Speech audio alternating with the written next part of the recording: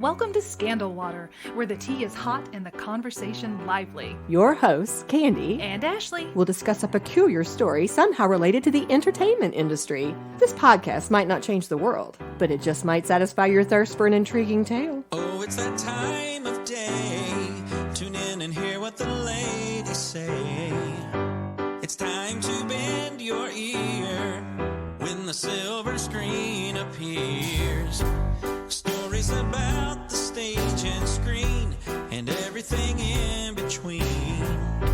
So come on and join the fun. The curtain opens in 3, 2, 1.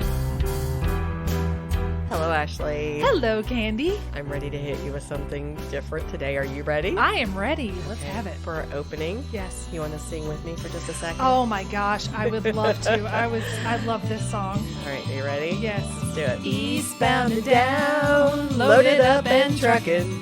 We gonna do what they say can't be done.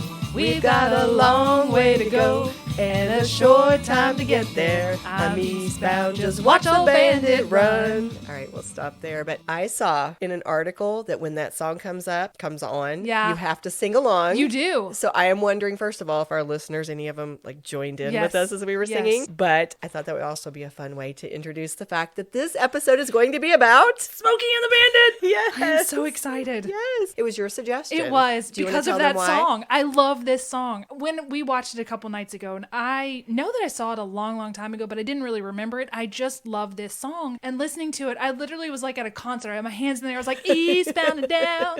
And it feels like the DNA of my family. It feels like home. So it's kind of the rhythm and the feel Yeah. of it, not even just the song itself. Not even just the song itself, although I love the lyrics. It's such a fun It's song. so catchy. Yeah. And the fact that Jerry Reed wrote it Yeah. so quickly. So quickly. Yeah, it is. It's a very fun song. That was a fun movie. It is. It is. It's one of those that just kind of sucks you right in. I had not seen it in years and years and years, and so it was fun to rewatch it. I will say that. Well, the other reason that you suggested it was because our theme, of course, is summer road trips, right? And one of the things that Smokey and the Bandit has is an actual bandit run. You can Yes. take a road trip. Yes. We're going to talk more about that in just a second. Okay. But I thought I would actually start by pointing out that until I started researching, I hadn't really thought about the fact that the car plays such a Trans Am? huge role in this movie. Brian told me that after this movie came out,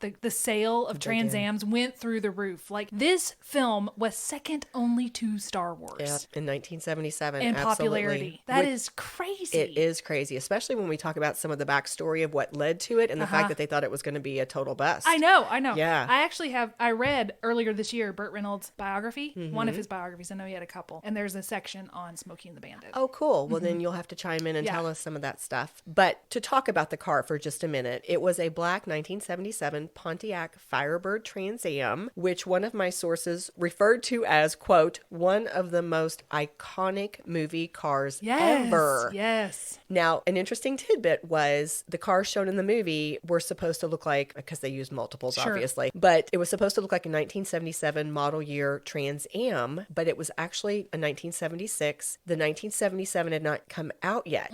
So General Motors provided them these 76 versions that they could use, but they put the front end of the 1977 on it. Oh, cool. Because obviously that was coming and Right. they wanted that to be in the movie. Now, here's another interesting little tidbit. The director, Hal Needham, was quoted as telling people in interviews that he was given a total of only 4 cars by Pontiac. Yes. 3 that were used in the movie and 1 that was a promotional vehicle that he could drive around and they could use to advertise Smokey and the Bandit following the release. And he always told people that the 3 movie cars were totally destroyed during their various stunts and that the promo car was the only surviving Trans Am that was connected to the film. Now, IMDb says that that's not the case. That before he died, Burt Reynolds gave an interview where he said they used 12 Trans Ams. Oh. Most of which were destroyed during the filming. They agreed on that part. And so different people kind of traced it back. They interviewed other people people who were involved in the film, and what they now think is they were given at least 8 of these 1977 special edition Trans Ams, the ones that were 76 with the front end of the 77 on them, and also a number of police cars, and almost all of them were completely destroyed, not just while they were filming the heavy stunts like that river jump, which was very famous, but even some of the minor stunts like crashing through mailboxes. I mean, they just tore these things apart. They did. So there is one last surviving Trans Am with no damage at all. Was it the promo car? Which was the promo car. Cool. Yes. But again, to follow up on what you just said, it did cause an explosion in the sales of these cars. They said that the Trans Am was already pretty popular in the mid-1970s. The sales were usually something like 68,000 to 69,000 in 1977. But in 1978, after the movie had come out, they jumped to 93,351, which was about 25,000 more sales. And then in 1979, it was up to 117,000. So basically, the sales almost doubled in 2 years because of I'd this like movie. one of those cars. It was a super cool car. Yeah, it was. It totally was. Well, I found this little quote in an April 2022 Texarkana Gazette article written by Lisa Porterfield Thompson, and I liked it. So I'm going to ask you to read this little excerpt from her article, if you don't mind. Sure. But as years pass since the movie's 1977 release, it's important to recognize what an iconic film it was and what an integral role Texarkana played in it. More than the movie's star cast, Texarkana might have been the real winner, coming to national fame because of the movie's success. The movie tells the story of truckers paid to illegally haul 400 cases of Coors beer from Texarkana to Atlanta, Georgia, using the Trans Am to run interference if any police attention is attracted. There's a runaway bride, an adorable Basset Hound, and plenty of road action, romance, comedy, classic chase scenes, and cheeky nicknames to boot.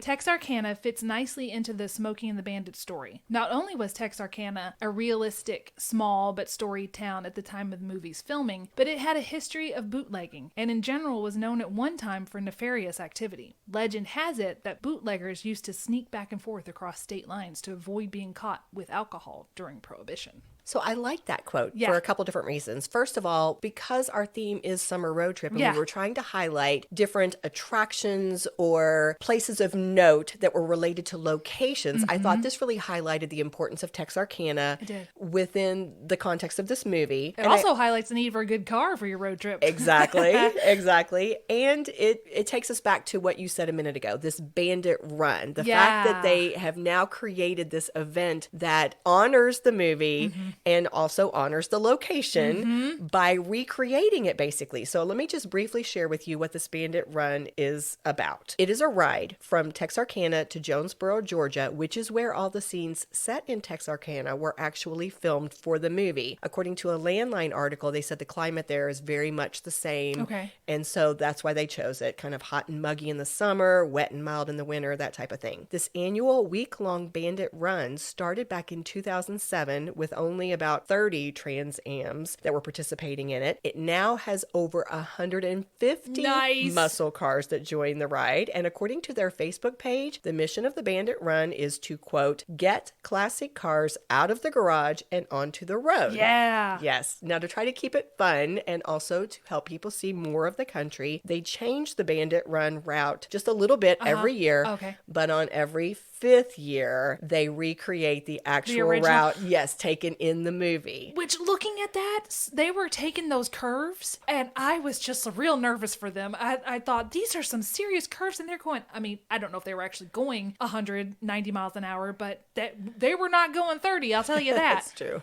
Whoa. Yeah. And I think that was part of the excitement, right? The fast-paced nature and the action and the deadline, like that added so much to the movie. You gotta have a time lock. It's so cool when you have a time lock. We gotta get there by this amount of time. Makes it so much more fun. Yes. Well, one last note about the Bandit Run was of course, we're heading now into something like the 46th year. But to celebrate the movie's 40th anniversary, they actually had a special screening attended by Burt Reynolds. That's so cool. I know. And they staged a recreation of the famous jump scene that year. Oh my gosh. Right. Yeah. So that's basically kind of hitting on a few of the peripheral ideas related to the movie. But before we jump into some of the information about the movie, Ashley, tell me why you enjoy it. Like, what's something that stands out to you about this movie? Okay, well, I took a few notes about it, and I already kind of mentioned the music. I love this music. It's the music of my DNA. And the timing on the lines is amazing. It just sounds like real dialogue, but it took me back to the screwball comedies of the 30s. It's almost like, in the newspaper world, His Girl Friday, where they have that rapid fire dialogue, and we learned all about the world of the newspaper. Here we learned about the world of the long haul trucker, the CB lingo, and how they talk to each other. And I thought it's so fascinating to me that there's all these pockets of worlds out there of people who have similar interests. Like for you and I, community theater, that's our world. Right. But there's this world of the truckers, and I thought, I want to know people in this world. It just made me want to know and be involved, and like, I want to go on a long haul truck run one day. And to piggyback on that, I think the impact of that movie in introducing that world and spreading it to the general population, because CB radio sales, I think, jumped after this, and people were using phrases like 10-4, good buddy. I mean, it did. But I think it annoyed the real truckers because they were clogging the airwaves with all these people, these wannabes. And that's when everybody started that craze of driving down the road and seeing a trucker, and you would pull, they would pull their arm down. Is that when that started? I think so. I think that if it didn't start it, it perpetuated it. It skyrocketed that. I also loved that it was such a simple plot,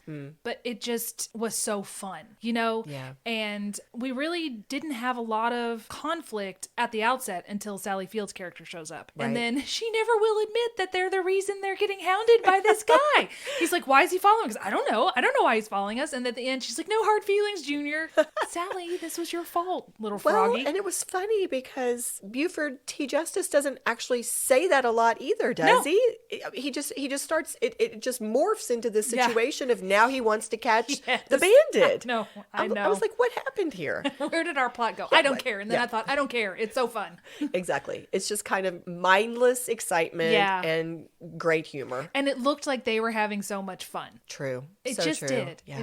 They looked like they were having a great time. And they looked like they were all really friends in real life. And again, the timing. I love the timing and the dialogue. Well, let's talk about how it started. The script was actually written by Hal Needham, who went on to direct it. Here's what I didn't know. He was a well-known Hollywood stuntman. Right. Did you know this? I did because of Burt's biography. Oh, okay. Yes. Okay. Well, in this 2011 Fortune magazine article that I found, they had some information from Hal Needham himself, and he shared that he was inspired to write the script after he was given some Coors beer in 1976 when he was on the set of the movie called Gator. Well, he put it in his hotel room refrigerator, and he noticed that it kept disappearing while he was away at work. Oh, no. Now, he set a little trap and managed to catch the thief, which I don't know if this is accurate or not, but a couple of my sources said was the maid. But I'm not positive. Funny. But regardless, it caused him to wonder why. And so he did a little investigating, and he realized that Coors beer was unavailable for sale east of Oklahoma at that time. It was not nationally distributed until 1986, which some people thought was a purposeful marketing strategy by Coors to kind of up their sales, make it more in demand. Right. But this is what gave him the idea. And I think I read on IMDb where they said that Coors it wasn't pasteurized, so it has to stay refrigerated. So that was one of the reasons they didn't make it available, is because they couldn't drive it long distances. It would have to stay refrigerated. Right. Well, that would make sense. Yeah. Well, Burt Reynolds at this time was regarded by many people as being the most popular male actor in the world. Number one in the world. Right. He was huge at this time. He later said in an autobiography that he thought the original screenplay for the movie, which was written on a yellow legal pad, right. I'm looking at it right here. Quote, the worst script he'd ever read. That's right. Do you have anything else you want to share about that? No, I actually have the passage. He says, one day he gave me a script he'd written titled Smoking the Bandit. It was scrawled on a yellow legal pad in his own handwriting. He hadn't even had it typed, but I sat down and read it anyway. Now, Hal and I had one of the tightest friendships in show business. He'd directed second unit footage footage and coordinated stunts on 6 of my films. We'd lived together longer than either of us had lived with any of the women to whom we'd been married. So it was hard to tell him I thought it was the worst script I'd read in my life. But that's the point. What you just said, I think, is so important. They were so tight. I saw that Hal was actually living in Burt's pool house. Like, that's where he was living. So they're basically roommates. Yeah, they're besties. Yes. And so Burt says, I'm going to do your movie. He's the one who convinced Hal to direct it. Yep. He says, I'll tell you what, if you can get the studio to approve it, I'll do it. You direct, I'll star in it. Yeah. And everybody agrees that had Burt not been attached to that movie, it would not have been the massive success that it was. Oh, I agree. Because you said it. It ended up being the second highest grossing film in the U.S. in 1977, coming in only behind Star Wars. It earned $126 million at the box office that year. So it was really huge. And we have Burt Reynolds to thank greatly for its success. If you want another quote, here's what he tells Hal. And this is again from Burt Reynolds' biography, My Life. I'm reading from that. It says, he told Hal, however, it's got a couple things going for it, I said. We've got a clock on the picture. We have to get people from here to there in a certain amount of time. That's always good. And the characters are lovable in a real folksy blue collar sort of way. No one in America can say we're over our heads. So that's what he said. He said it was the worst script he'd ever read, but that's the positives that he saw in it. Yeah. And that's what I saw when we watched it. They were lovable. They were fun. And you had the time lock. We got to get from here to there. We're on the clock. Yes, 100%. Well, Hal passed away in 2013, and the BBC carried a short obituary for him back then. Here is a little tiny piece from that I thought was very interesting to give some more insight into this fella himself. During his career as a stuntman, Hal Needham broke his back twice, punctured a lung, damaged his hearing, and lost a number of teeth.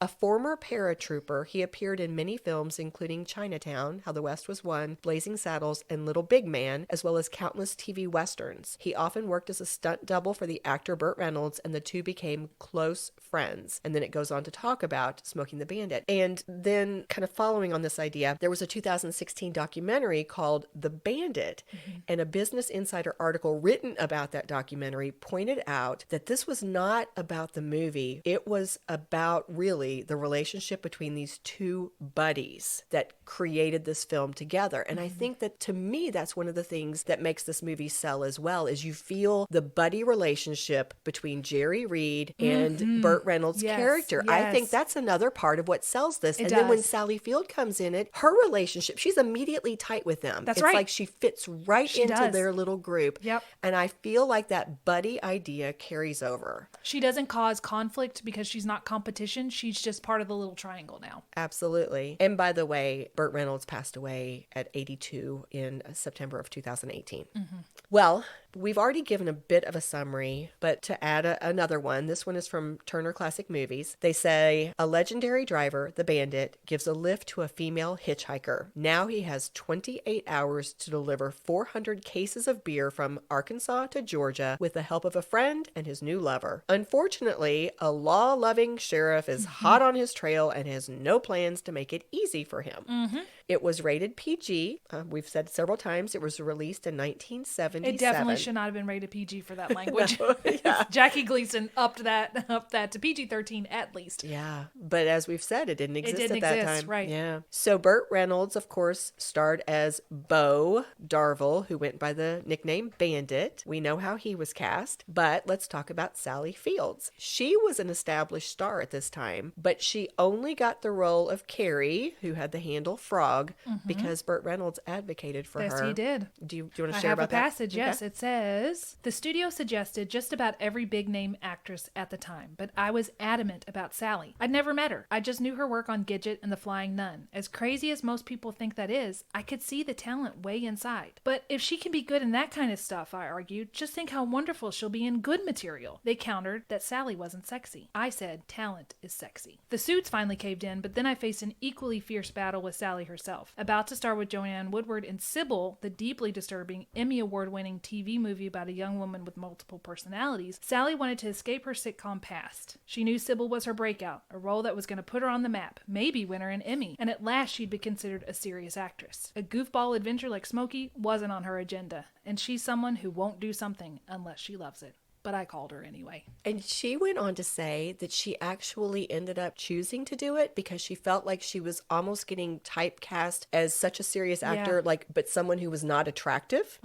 And she wanted to expand the perception of her. And so she took this role partly because Burt Reynolds was the most famous male actor. And in this movie, he thinks she's cute. He thinks she's sexy. Therefore, it was kind of a nod to the fact that she could play those types of roles too. Right. I keep reading from this. It's such a great section though. He says they go, he calls her and he's trying to talk her into this. Toward the end of the conversation, he makes her laugh. He's talking about it. He says, people don't take us seriously. You know, I think they've pigeonholed you. They've pigeonholed me, but we're both smarter than we appear. And toward the end of the conversation, he says, now there is one problem I forgot to mention. I should have been upfront about it, but what? She asked. Well, you'll have to work with the #1 box office star guy in the world. She said, you? That's what the trophy on the hood of my car says. I heard you could talk birds out of trees, she finally said. What does that mean? It means okay. I'll do it. Just a little touch of, what's the word there for Mr. Burt Reynolds?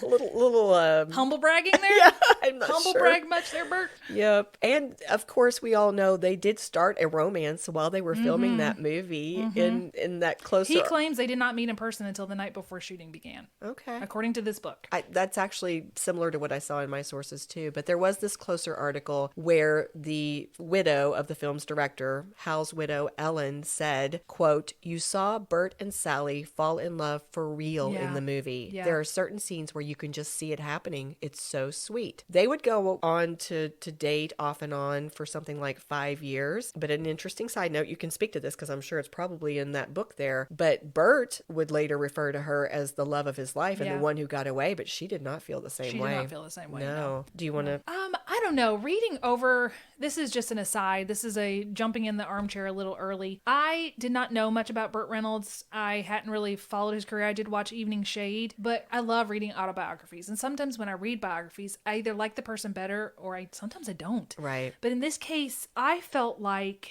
yes, he's egotistical. Yes, he has a lot of flaws, but he himself said, I was super egotistical. I had so many flaws. And it felt like to me, he was being open and honest and just really wanting to give an accurate picture of his life, including his own mistakes. And so that he's reflected on it and maybe come to see some of his flaws that he didn't recognize at the time. Right. And he was funny. And he even says, I was so arrogant back then. So I appreciate somebody who can talk that way about themselves, but also present themselves as the arrogant person they were in that time. I don't know Sally Field. I wasn't there during the relationship. His take on their relationship is much different than hers. And I've only read his side of it. I've not read her autobiography, but he'll say, now Sally thinks this, but here's my recollection of what happened. So he acknowledges her He does acknowledge her perspective, and he does acknowledge that he did step out on her, and he said it was a huge mistake. I shouldn't have done it, but not to excuse it, but they were kind of on the outs anyway. I think she wanted to get past just being his girlfriend, and he said she was so talented that she needed to go on and become this amazing actress, and he kind of felt like, almost like A Star is Born, where his star was sort of waning and hers was going up. So I think they more or less broke up because she went on to do great things. But from what I read, he was always fond of her, and she just hated him. After the breakup, she just it was hated bitter. It was a bitter thing. Well, I did not do a deep dive, but what I did see, just a couple tidbits, her memoir came out just days after he passed away, and one of the comments she made was that she was glad he never read it because she thought it might have hurt him. Yeah. And in a Good Housekeeping article written about her memoir, she said this: their romance was confusing and complicated, and not without loving and caring, but really complicated and hurtful to me. And one example she gave was apparently he really pushed against her attending the 1977 Emmys when she ended up winning for her role in Sybil. He actually addresses that in here. And he says that this is what she thinks, but here is my recollection of it. I said to her, do you want to go? And she was on the fence about it. And he says he left it up to her. And she decided, she said, I'm such a sore loser. What if I lose? And he's like, well, what if you win? And he says that they stayed home, they watched it, and I'm paraphrasing, but they jumped up and down on the bed like little kids and celebrated, and she was happy, but he says he left it up to her to choose. So it's a lot of he said, she said Yes, here. very much so. Interesting. Well, moving on, let's go on to talk about Jerry Reed. Sure. He was originally cast as the Bandit, but then then when Burt Reynolds came on, he was moved to the role of Cletus Snow with the nickname Snowman. He wrote the hit song that we've already sang for you, Eastbound and Down, for the movie. In fact, the way the story goes, Hal asked him if he could write the theme song for the movie since he was a famous country music singer and songwriter, and Jerry came back just hours later with this song. That is talent. That is talent. Unbelievable. And so he started playing it acoustically for Hal Needham, who stopped Jerry right in the middle of his performance. And so Jerry thought that was like a bad thing. And he offered to change the song. He said, I'll do anything you want to it. And supposedly Hal Needham said, quote, if you change one note, I'll kill you. Yes, it's amazing. And they said this song went on to become Jerry Reed's signature song. Like, this is one of the ones he is most known for. It's his King of the Road. Roger Miller's known for King of the Road. Jerry Reed is, man, I love this song. Yeah. Well, Jackie Gleason played Buford T. Justice, which was the name of a real Florida highway patrolman. Oh, no. Burt Reynolds' father was once chief of police of Jupiter, Florida, and he had known a man named Buford T. Justice, and that's where they got the name. Sounds like it was totally made up.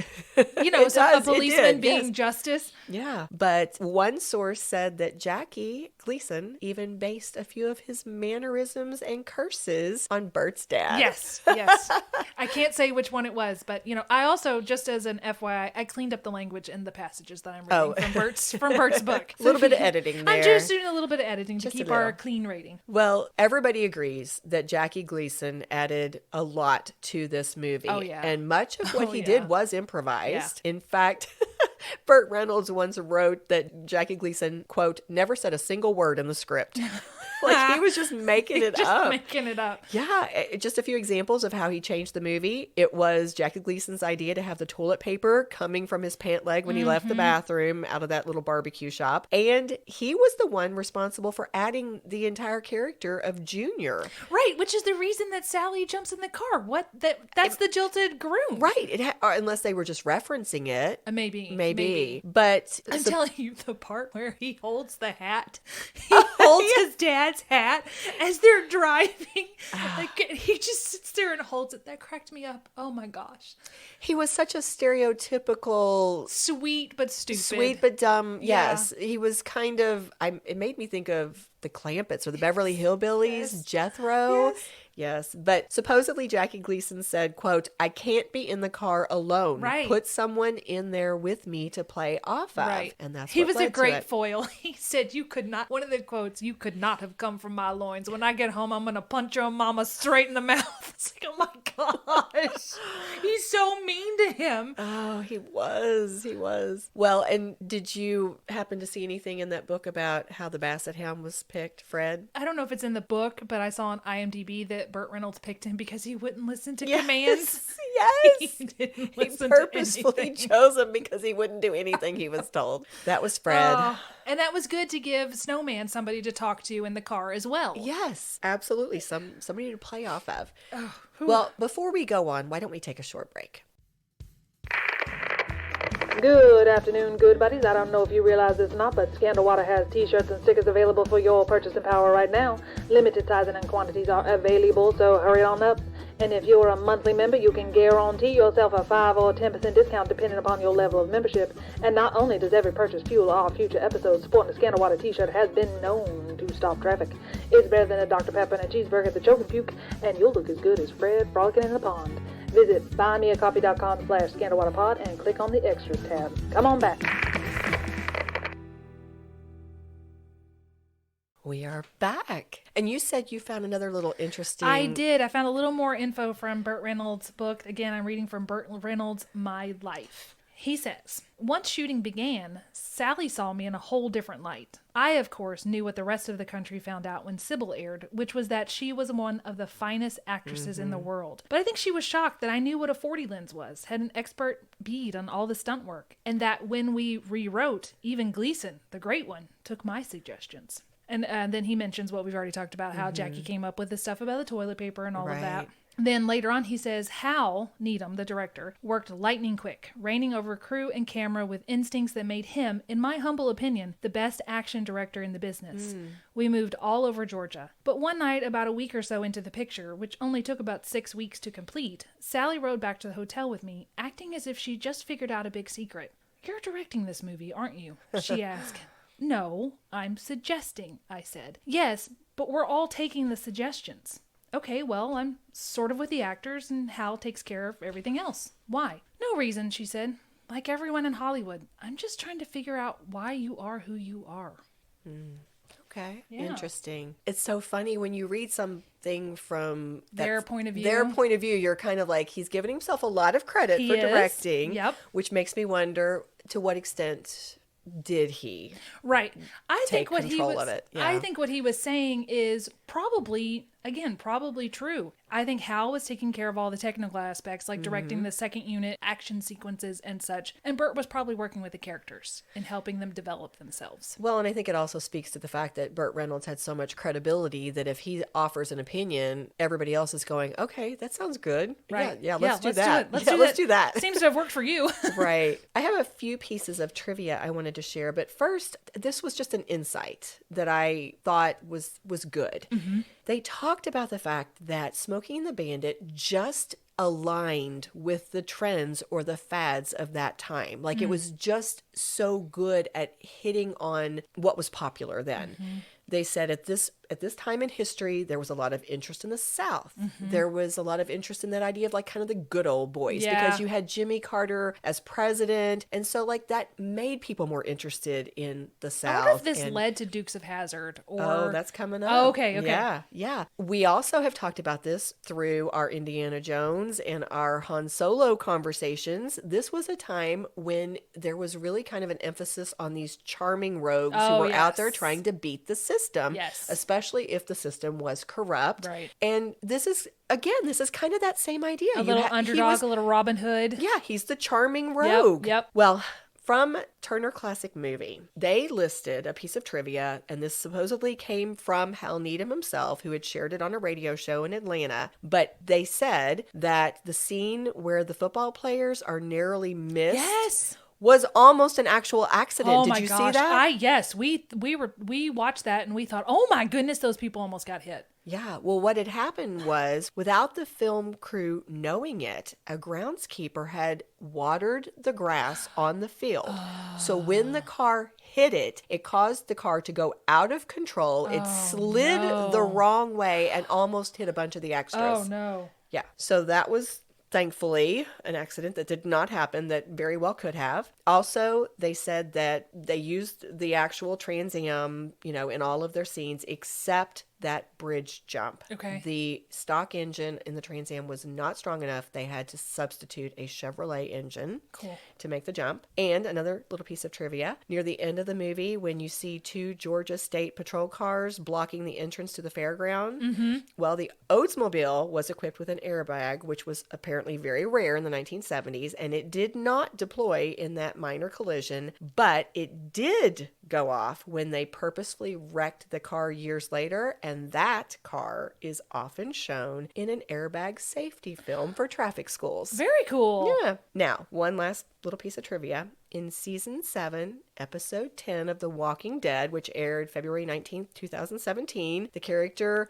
Daryl, who's played by Norman Reedus, and the character Richard, who's played by Carl Mackinnon, are standing in front of a trailer. It happens to be the very same trailer that Snowman drove in Smokey and the Bandit. Oh, that's so cool. Yes. And so they said it was a purposeful Easter egg to honor the film in the year of its 40th anniversary. Oh, neat. Very cool. Yeah. So let's talk about reactions and impact. Okay. The film was a sleeper hit. It started out with actually a pretty poor initial performance, but then went on to gross $126.7 million versus the budget that they, what they spent on it was only $4.3 million. We've said several times it was the second highest grossing movie that year, 1977, and it is now estimated to have a worldwide gross of over $300 million. Nuts. That's nuts. Did you find anything in the book about I did. the I have a impact? couple more things to read from the book about the release of it. So, when they first finished it, he writes, Hal screened Smokey for Universal execs. To a person, they hated it.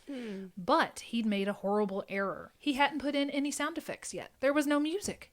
Punches didn't smack. Cars crashed without the sound of metal crunching. The lack of all this was too glaring to anyone from the tower. Never show suits in action picture without a track, I said. In other words, a car chase that doesn't have screaming wheels isn't really a car chase to these guys. They don't know how you make a movie. Everything's got to be obvious. We spent a week preparing a temp track, one that will later be replaced with a more precise sound effects. Then we ran the same picture, frame for frame, for the same group of suits, and afterward they laughed and applauded. The same picture they slammed 1 week earlier as a piece of crap was now brilliant. That is the power of a soundtrack, isn't it? I mean, that makes sense, but that's a really good example of it. He says that they also only released it in the South, where it immediately caught fire. They just did a small release. So the South loved it, and then they decided to release it wider, where it just took off. Yeah. And take off, it did, because it inspired all kinds of copycats. It led to a lot of other movies or shows. In fact, they called it the Smokey and the Bandit phenomenon. Yeah. Well, Smokey the Bandit did earn a nomination for Best Film Editing due to all of the complicated action sequences, and Sally Field earned a Golden Globe nomination as Best Actress in a Musical or Comedy That's for her role cool. as Carrie. That is very cool. If you want to kind of close the chapter on Burt and Sally, I have kind of a final quote about that. Do you think this is a good time? Yeah, let's hear it. Okay. So he says, talking about the reaction, how everyone loved the film, a high-ranking suit comes up and congratulates them on how this is an amazing film. Okay. He says, Lou shook our hands and congratulated us. But this is one of the traits I loved most about Sally. As soon as he left, she started hugging me, punching me in the arm, and screaming through clenched teeth how unbelievably great this was, never covering her joy. Aww. She grabbed a moment and laughed with tears of joy. She took nothing for granted. I had always been the same way. I think that's what made our relationship so special. Sally was the love affair of my life. But what you sometimes learn, and indeed I learned, is that the person you love most may not be the one with whom you should spend the rest of your life. Wow. Yeah. Very bittersweet. It was, yes. Well, that was a nice quote. But moving back into the movie, Okay.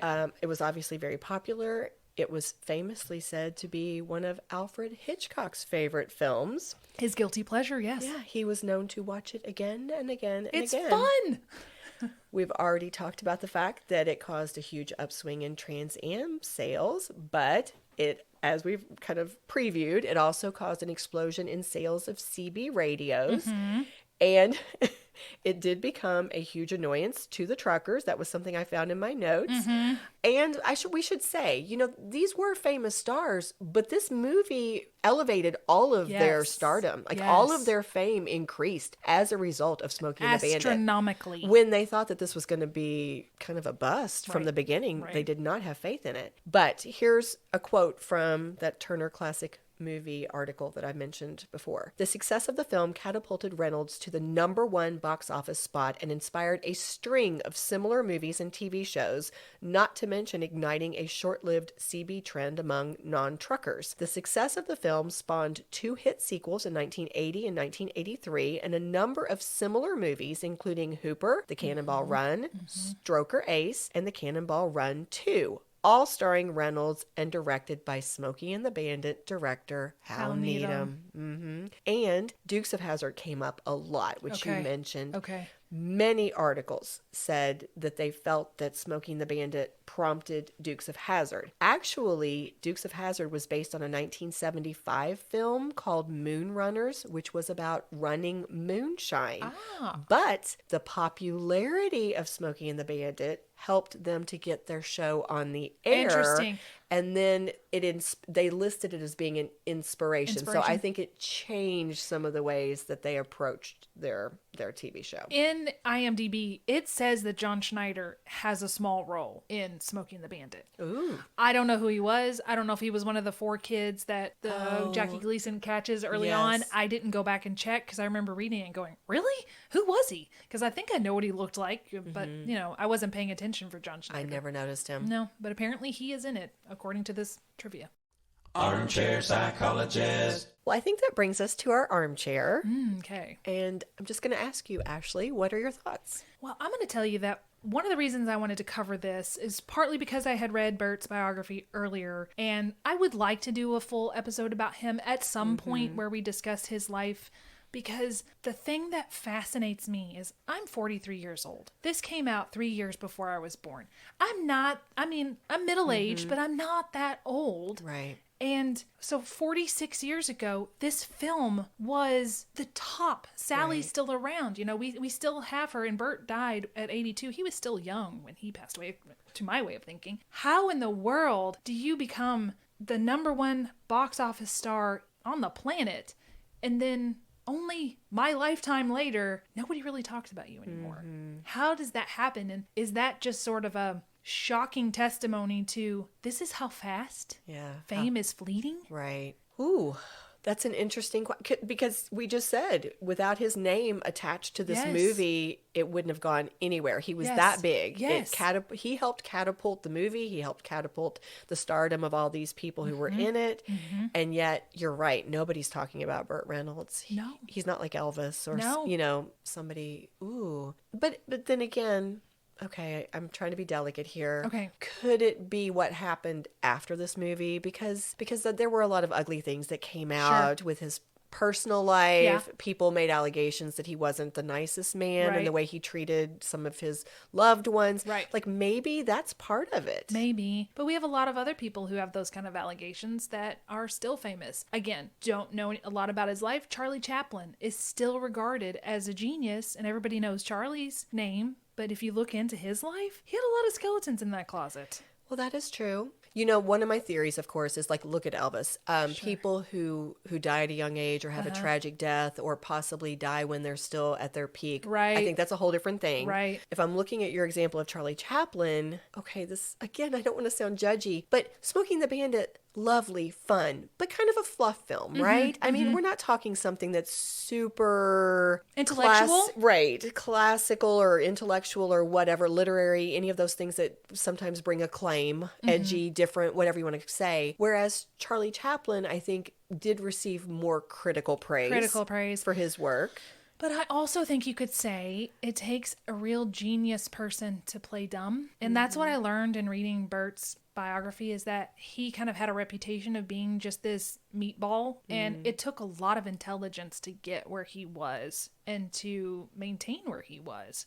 So I don't know. I don't know the answer to it. I think my overall thoughts are just the shocking fleetingness of fame. And you pursue it, and then it's only there for a few years, and then it goes away. But on the flip side, we just did an episode about Harrison Ford, and I can't help but draw some parallels here because they both played charming rogues, rugged good looks, very popular, and Harrison Ford has maintained it, and he is still going strong. Yeah. So I guess every situation's different. Yeah. You know? Yeah. But it does make me want to look into his life more and talk about him more and dig into who he was. But I, for one, am so grateful that he got this movie into the lexicon. And I think sometimes you try to lightning in a bottle, and then you try to make lightning strike twice. So Right. with the follow-up of Smokey 2, Smokey 3, Smokey 3 has terrible ratings on IMDb. I've never seen it. I've never seen Smokey and the Bandit 2. Sometimes things are so special that you shouldn't try to repeat it. Sort of like the sequels we've talked about. A sequel that was actually good, we both think, was The Christmas Story Christmas, because it told a different story, but it told the next chapter of the story. And I think probably, again, haven't seen them, what they were trying to do is tell the same story, but in a different way. Right. Just little tweaks here and there. Yeah. That's not going to work. No, that's not going to work. No. Well, so I think we've settled on the fact that we really appreciate this movie. We appreciate it as the fun action film that it was, but also the fact that it's almost like this little time capsule. Yeah. Like, it's just this fun little look at a buddy film that represents the 70s and some of the things, the trends, the fads, all the things that people loved about that time period. Yeah, so let's end on a positive note. We've kind of we've done a little Debbie Downer there for a minute. What was your favorite part of the film? You don't have to say, if it's not a moment, then what did you love most about the film? Well, I just was captivated by little Jerry Reed. I loved So Jerry cute. and Fred. Yes. I thought that they didn't have a large role. No. But they added so much. I did appreciate the buddy factor. Yes. I really did. Yes. So I'm going for Jerry. Jerry did charm the pants off of me. He was adorable, and Fred, and the way he just hauled that dog around. And then I loved how he got in that horrible bar fight, and then he got revenge by just running over all of their motorcycles. So for me, still, I think my number one favorite part of this film was the dialogue and was the relationship between the characters, and how they just, you immediately bought the fact that these were long-term best friends and that they had this great friendship and great life together. I just loved it. I loved the dialogue. And of course, I mean, again, none of this was complicated. No. But the fact that everybody came on board to support them. Like, they made the audience root for them because you saw everybody through the course of the movie, the other truckers, the Yes. other, everybody else was like so behind them Yes. that you found yourself wanting to cheer at the end. You did. So you felt like you were part of their buddy group too. Yes, Yeah. you felt like one of their friends. And that's Yes. hard to do. That is hard. That's another reason I think this is such a remarkable film, is so hard to capture that kind of energy and that kind of spirit. And they did it. Yeah, they did. So cheers to you guys. Burt Reynolds, Sally Field, Jerry Reed, Jackie Gleason, all the people involved. Hal Needham with Fred. with our yes, Fred the dog. with this classic 70s film. Thank you for making it. Cheers to you guys. Cheers. If you love what we do, please rate and review our show. Or you can become a supporter by making a donation through buymeacoffee.com/scandalwaterpod. Whether a single gift or a recurring monthly donation, it would go a long way towards supporting our work and allowing us to keep the tea brewing. At our website, www.scandalwaterpodcast.com, you can submit questions or your own story ideas, access our sources and show notes, see the merch we offer for sale, and more. You can join the Scandal Water community through our Scandal Water Podcast Facebook page, or follow us on Instagram or TikTok at Scandal Water Podcast. This episode was executive produced by Candy Thomas, that's me, and Ashley Raymer Brown. That's me.